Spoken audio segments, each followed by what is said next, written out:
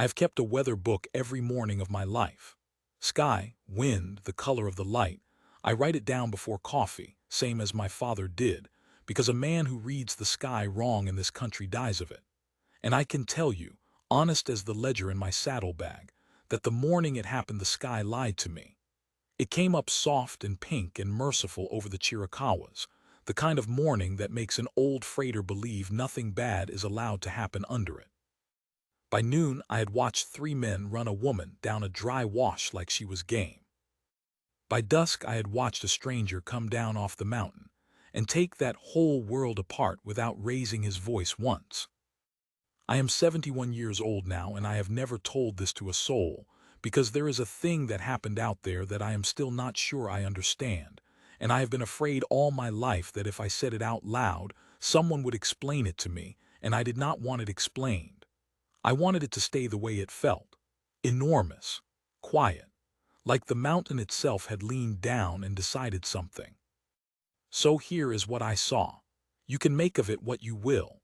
But before you decide who the strong one was in that arroyo, the men with the guns, or the woman with nothing, or the man who never said his name, I'd ask you to wait for the end. Because I got it wrong.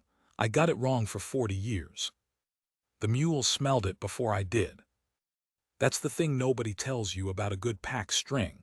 They'll feel a wrongness in the air a half-mile before a man's dull senses catch up.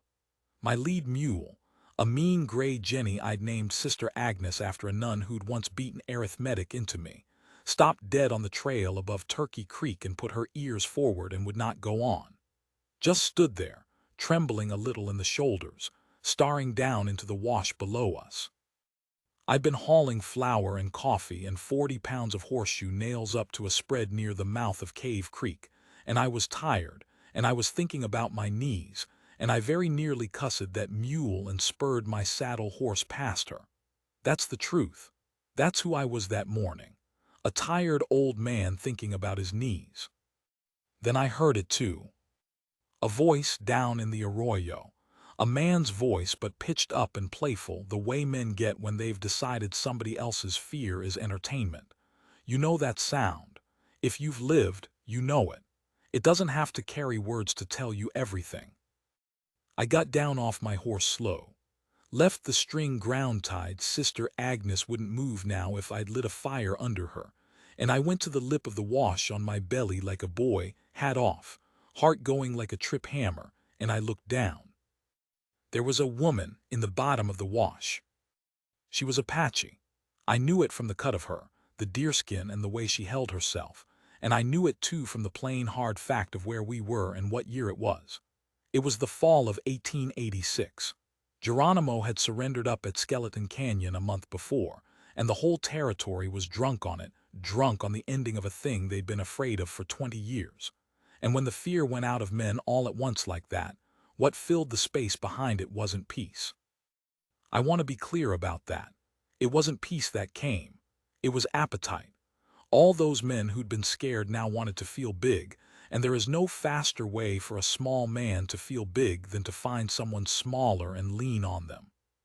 She was maybe 30, maybe less. That country ages a face. She had a bundle held against her chest, cradled the way you cradle only one kind of thing, and she was backed up against the cutbank where the wash made a bend, and she had nowhere left to go. There were 3 of them. I want to describe them right, because for 40 years I've heard people talk about evil like it's got horns and a special look to it, and it doesn't. These were just men. The kind you'd stand next to at a bar and not remember. One was fat and pink and soft in a good coat, with a way of smiling that never got up as far as his eyes. He was the talker, the one making the playful noise. One was young, maybe 19, with bad skin and a rifle he kept fussing with, and he laughed a beat too late at everything the fat one said, laughed to be included. And one was old and quiet and lean, sitting his horse off to the side, watching, not smiling at all, and it was that one that scared me, because he wasn't playing. The other 2 were playing. He was working. I could hear the fat one now. Now you just hand that over and hand yourself over, and there don't need to be a fuss, he was saying, sweet as pie, walking his horse a slow step closer. There's men in Tombstone pay good coin for one of your people to be accounted for. Alive's better. Alive I get more. He said it gently. That was the awful part. He said it like he was doing her a kindness. She didn't answer. She just turned her body a half degree, keeping the bundle away from him, keeping the cutbank at her back, and her eyes went from one man to the next, and I saw her doing arithmetic. Sister Agnes's arithmetic, beaten into her by something harder than a nun. 3 men. One of me. No gun that I can see. The cutbank behind. The open wash ahead. She was counting the same as I'd have counted and coming up with the same nothing. And here is the confession I have carried. Here is the thing I've never said. I did not move. I lay on that lip of sand with my old Spencer carbine back on my saddle, a full 30 feet behind me. And I did the math too, 3 armed men, 1 tired freighter, and a mule string I couldn't leave, and I told myself a story. I told myself I'd be no use dead. I told myself somebody would come. I told myself that it was not my fight, that the territory was full of hard things I couldn't fix, that I was one man and old and the world was the world. I told myself every single thing a coward tells himself, and I have heard other men tell me those same things since, and every time I hear them I know exactly what they are, because I invented them fresh that morning in the sand. The young one got down off his horse. "Boss," he said, and his voice cracked on it, and the fat one laughed, and even the lean old one's mouth twitched. The boy went red. He came toward her with his hands out, the way you'd come at a spooked filly, and she pressed back into the bank, and I saw her free hand drop to her belt. She had a knife, a little one, a skinning knife, 4 inches of blade. Against 3 men and 3 guns, she got ready to fight with 4 inches of blade and a baby held in her other arm, and she lifted her chin when she did it. And I will tell you that in 71 years of living I have not seen a braver thing, and I saw it from a coward's belly-down hiding place, and the shame of that has never once left me, and I would not want it to. The boy laughed again, nervous. "She's got a sticker." "Course she has," the fat one said. "Comfortable, they all do. Careful now, don't mark the merchandise, we get more if she's." And that was when the lean old one, the working one, the one who scared me, spoke for the first time. He said, "Somebody's up on the rim." The whole world stopped. He said it flat, not loud, still looking at the woman, but everybody heard it and everybody went still, and I felt the sand go cold against my chest because I understood he meant me. He'd known. Maybe the whole time. That kind of man always knows. And I lay there and I thought, plain as anything, now they'll come up here and kill me too, and I will have died for nothing, having done nothing, and that will be the sum of my life. But he wasn't looking at me. He was looking past me, above me, up the mountain at the tree line where the pines came down dark to the rimrock, and slowly, slowly, the fat one and the boy turned to look where he was looking, and so did the woman, and so, from the sand, did I. There was a man up there on a claybank horse. He'd come out of the timber without a sound. That's the first thing, the thing I still can't account for. No crack of brush, no scatter of stones, no bird gone up. He was just there, at the edge of the pines, maybe 200 yards up the slope, sitting a lean claybank horse the color of the country itself, and he was so still and so much the same color as everything around him that I understood he might have been there for a long, long time, watching. The way the old lean one watched, but from higher up and quieter. He wore a long coat gone the gray of weather, a dark flat hat. He carried a rifle across the bows of his saddle, unhurried, held the way you'd hold something you'd held 10,000 times and no longer had to think about. I could not see his face. I have thought about that a great deal in the years since, that I never once, that whole day, saw his face clear. The distance and the hat's brim and the low sun behind him. He was a shape. A dark, still, patient shape, part of the mountain, and the mountain had put him there. Nobody moved. The fat one recovered first because his kind always does. They've got a bottomless supply of front. "Ho, friend," he called up the slope, jovial, spreading his soft hands. "You come at a bad time. This here's territory business, official-like bounty work, all legal. You just—" The man on the mountain did not answer. "You just ride on now," the fat one finished, and I heard the first hair crack of uncertainty get into his voice, because there is nothing on this earth so unnerving to a talking man as somebody who will not talk back. "Friend, you hear me up there?" Silence. Just the wind coming down off the peaks, and Turkey Creek somewhere talking to itself over stones, and the small dry sound of the boy resettling his grip on his rifle, over and over, click and click and click. The lean old one, the working one, hadn't taken his eyes off the mountain. And I watched him. I'd stopped being afraid for one strange suspended minute, and had gone somewhere past it into pure watching. I watched that hard old killer look up at the still shape on the claybank horse, and I watched something move across his face that I had not thought his face could make. It was fear, but it was an old fear, a recognizing fear. The way you'd look at a thing you'd been warned about as a child and had decided, as a grown, hard man, was only a story, right up until the moment it came out of the tree line and sat there being real. He said, very quietly, to the fat one not looking away from the mountain, "We need to go." "What?" The fat one turned. "The hell we do, three of us and one of. We need to go." And now the lean one's voice had an edge on it I hadn't heard, an edge that had nothing to do with the woman at all, and the fat man heard it, and even the boy heard it, and the boy's fussing hands went still on his rifle at last. "Who is that?" the boy said, not a question, a small scared child's sound. The lean old one didn't answer him. He gathered his reins. And that motion, that first small betrayal of retreat from the hardest man among them, that was what broke it. Because the fat one saw his working man about to leave, and something in the fat one couldn't stand it, couldn't stand the shape of the day turning, couldn't stand to have walked down into this wash the biggest man in it and ride out the smallest. So the fat one did the stupidest, most human thing. He decided to prove it hadn't turned. He decided to finish what he'd come to do fast before the day could get any further away from him. He wheeled his horse back toward the woman, and he clawed under his good coat for the pistol on his belt, and he said, I can still hear exactly how he said it, thin and high and desperate, "It's just one damn man." The woman was already moving. She'd been counting all along, remember.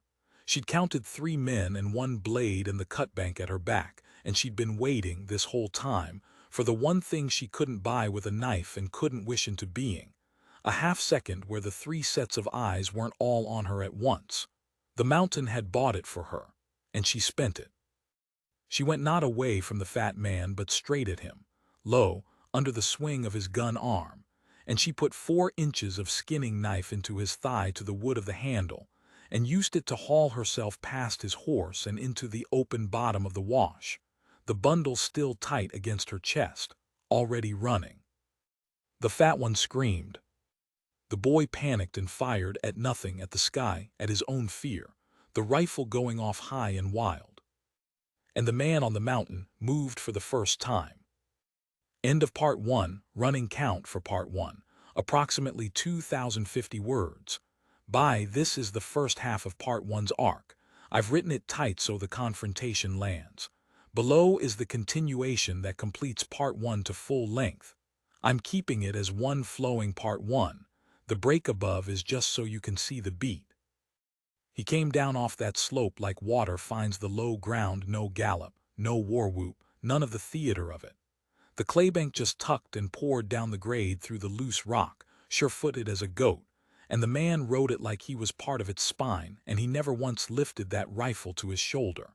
He held it low across his lap and he came, and the coming was worse than any charge, because a charge you can understand. A charge has heat in it. This had none.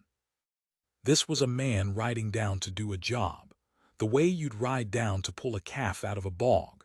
And the sheer unbothered certainty of it took the legs out from under every hard thing those 3 men thought they were. The lean old one didn't wait to see more. He spurred his horse up the far side of the wash and was gone into the mesquite, gone completely, the smartest and most cowardly and most survival-wise thing any man did that day.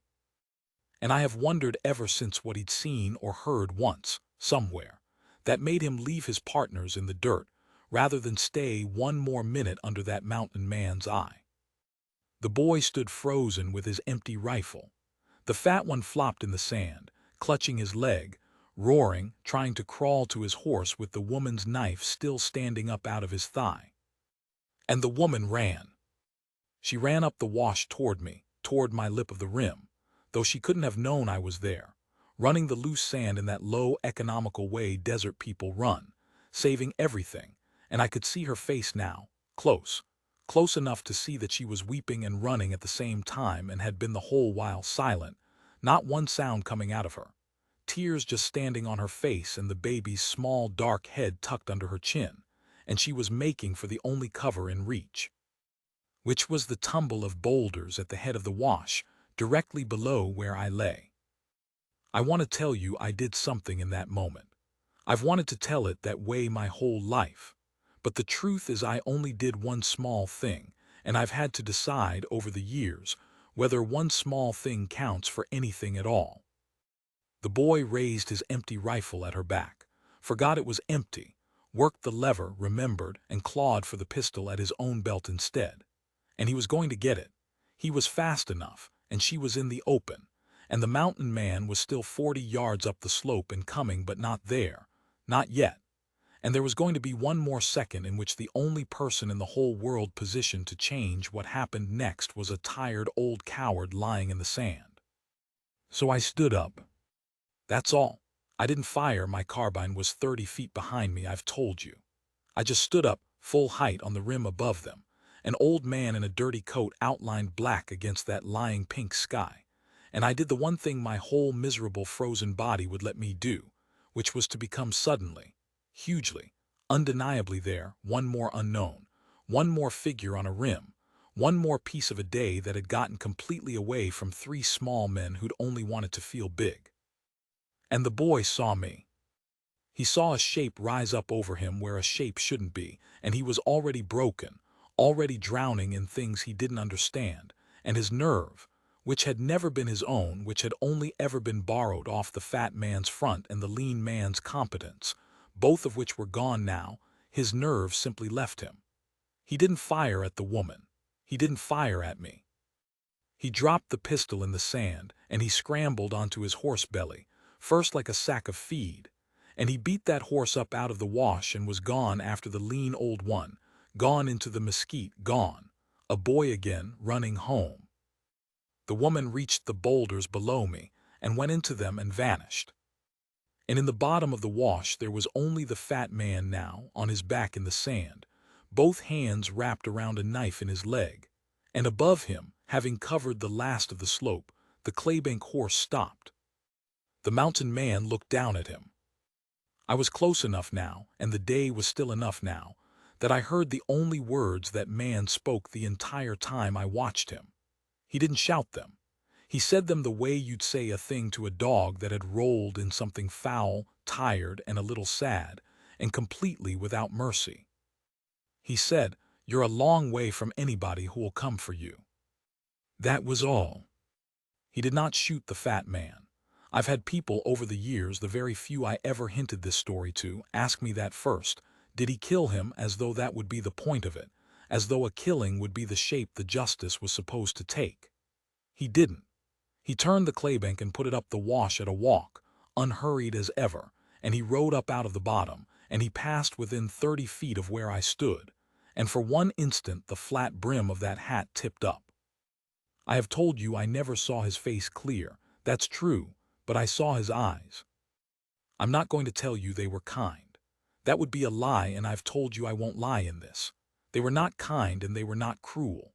They were finished, the eyes of a man who had done this before, many times in many washes for reasons I would never learn, and who took no pleasure in it and no pain from it either, and who had simply appointed himself, somewhere back down a road I couldn't see, to the one job that the whole vast lawless territory had left undone. They were the eyes of the mountain. Old and patient and certain, and looking at me across 30 feet of morning, they seemed to ask me one plain question. "And what did you do?" Then he was past. Then he was up in the pines. Then, the same way he'd come, he was gone without a sound, as if the tree line had opened and taken back its own, and I was standing alone on a rim above a wash with a fat man crying in the sand and a mule string trembling behind me, and a woman hidden in the rocks below with a baby and a 4-inch knife she'd left behind in a bad man's leg.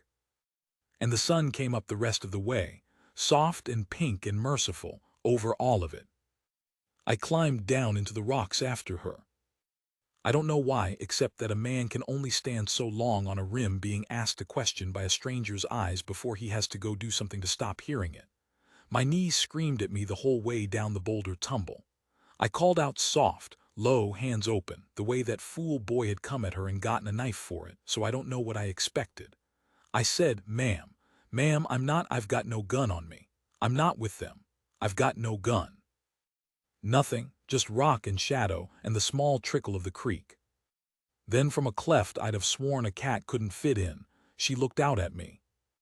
She had the baby against her chest and a fist-sized rock in her free hand, cocked back, and her eyes were dry now.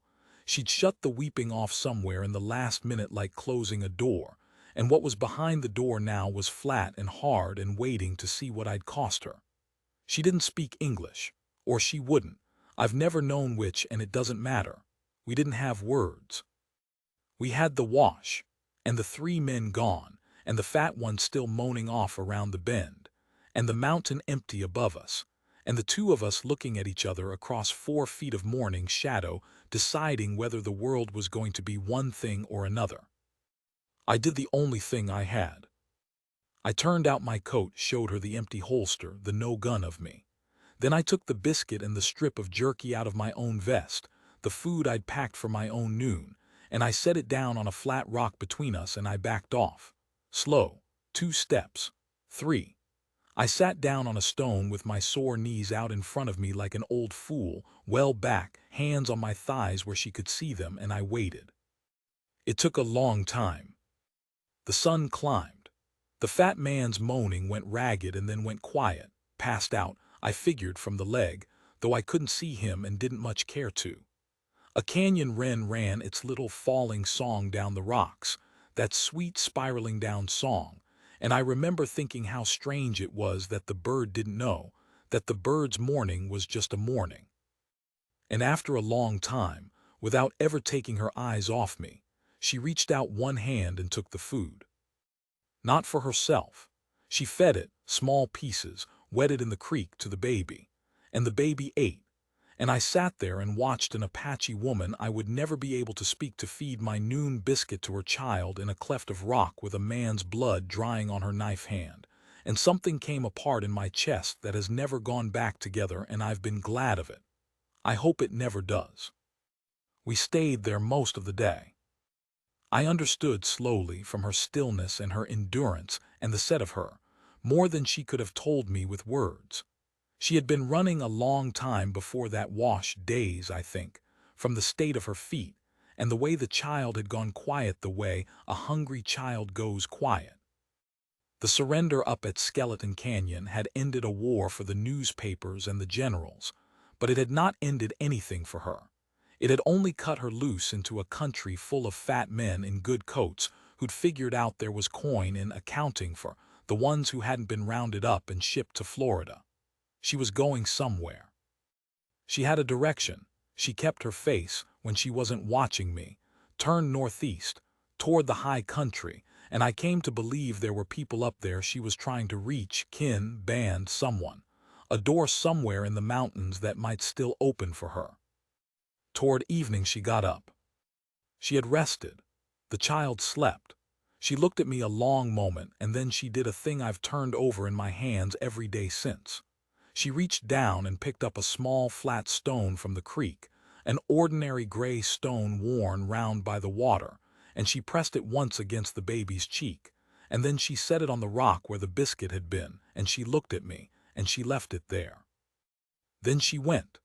Up the wash northeast into the failing light, the low economical run of her, and the rocks took her the way the pines had taken the mountain man, and she was gone, and I never saw her again, and I never learned her name, and I have that gray stone in the tin on my mantle to this hour. Here is the part I have to tell right, because it's the part I got wrong for 40 years. I rode out the next morning shaken to my roots, and I did what a shaken man does. I looked for the meaning, and I put the meaning on the wrong man. For 40 years, when I let myself think of that day at all, the figure that filled it up was the mountain cowboy, the silent one, the one who came down off the peak and undid 3 armed men without raising his voice, who rode away without a name, who scared a hardened killer into abandoning his own partners. He was the story. He was the size of the day. I built him up in my mind into something almost more than a man, a kind of weather, a kind of justice the country grew on its own when the law failed it. And every time I told the little pieces of this I ever told, it was him I told, the mountain and the claybank and the finished eyes, and people would go quiet and shiver and say, "My Lord," and I'd feel like I'd handed them something true. And it was a lie, not the facts.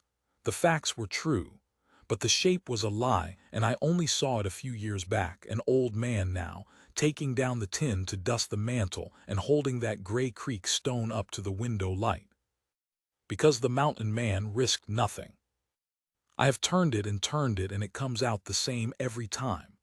That man came down off the high country holding all the cards, the ground, the surprise, the horse, the rifle, the reputation that made a killer run. He was never once in that wash in danger. He did a hard thing, a good thing maybe, in his cold, finished way. But he did it from a position of total strength, and he took no wound from it, and he rode away untouched into his pines. And whatever he was carrying he'd been carrying long before that morning and carried long after, unchanged. The woman had nothing. 3 men, a cutbank, a knife, a child at her breast, and she counted it all and stood her ground and lifted her chin and waited, in perfect endurance, days of hunger behind her and a mountain of unknown ahead. For 1/2 second of chance she had no reason to believe would ever come. And when it came she spent it perfectly. And then she fed my biscuit to her baby before she fed herself. And then she left a frightened old coward a smooth gray stone so that he'd have something in his hand for the rest of his life, which she did not have to do, which cost her a moment she could not spare, which was mercy handed upward from the one person in that wash with the least of it to give. She was the size of the day. She was the whole of it. And the reason I couldn't see it for 40 years, the reason I made a legend out of the safe, strong man on the mountain and near forgot the woman in the rocks, is the same reason I stayed on my belly in the sand that first hour and did nothing. It's easier. It is so much easier to worship the strength that comes down from a height and costs nothing than to look straight at the courage that comes up from the bottom and costs everything, because the second kind asks you a question. The second kind turns and looks at you with dry, hard eyes and asks, "And what did you do?" And you have to answer. I stood up. That's what I did, once. Too late to matter and not too late to count, and I have never been sure which, and I've stopped needing to be sure. I stood up on a rim and became one more thing in a bad man's way, and a boy dropped his gun, and a woman got into the rocks. Maybe that half-second was mine to give her. Maybe she'd have made it without me. I'll never know, and I've made my peace with never knowing, which is a different thing from peace. I kept my weather book faithful the rest of my life. Sky, wind, the color of the light, every morning same as my father. But I added a thing to it that morning after, a thing my father never wrote, and I've written some version of it 1,000 mornings since, whenever the sky comes up too soft and too kind, and tries to tell me nothing bad is allowed to happen under it. I write, do not believe the sky, watch the low ground. Because that's where they are, the real ones, not up on the mountain finished and safe and clean. Down in the wash with nothing counting. I'm an old man and I don't have the years left to go looking, but there's a thing I never did that I think about now more than I think about my own death. I never went northeast. I never once, in 40 years of hauling freight through that country, turned the string up toward the high band she was running to ask after a woman with a child who'd come out of the desert in the fall of '86 with a man's blood on her knife hand and made it home. I told myself the same things I told myself in the sand. Not my business. One man, old, and the world is the world. The tin is on my mantle. The stone is smooth and gray and worn round by water. And I've begun to think that before I'm done I ought to at least